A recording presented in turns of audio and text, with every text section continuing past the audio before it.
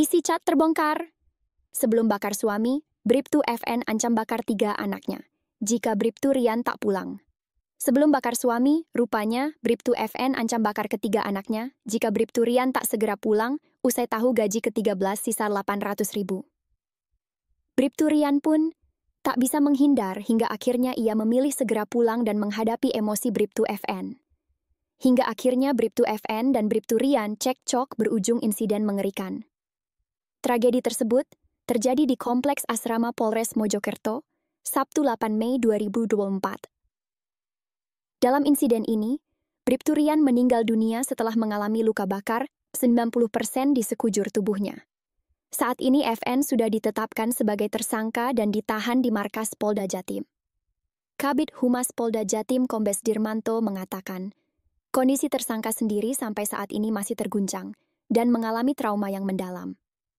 Dari informasi yang dihimpun, kejadian ini bermula saat terduga pelaku Bribtu FN mengecek ATM korban. Namun, pelaku mendapati ATM dari gaji ke-13 senilai 2,8 juta rupiah, sisa 800.000. FN menelepon untuk mengklarifikasi, kemudian meminta korban pulang.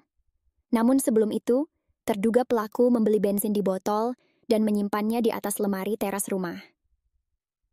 Ternyata sebelum Bribtu Rian pulang dan bisa menghindar dari emosi sang istri, ada ancaman serius yang membuatnya harus balik ke rumah.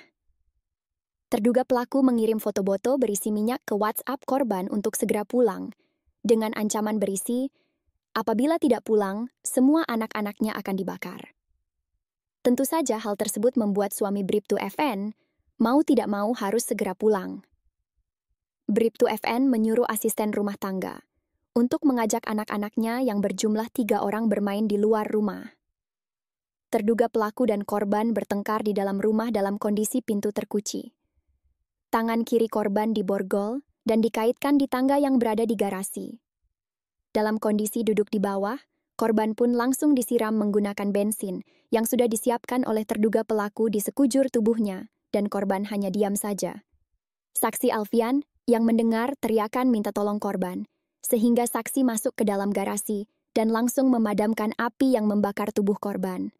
Polisi mengungkap motif aksi pembakaran Bribtu RWD oleh Bribtu FN, istrinya sendiri.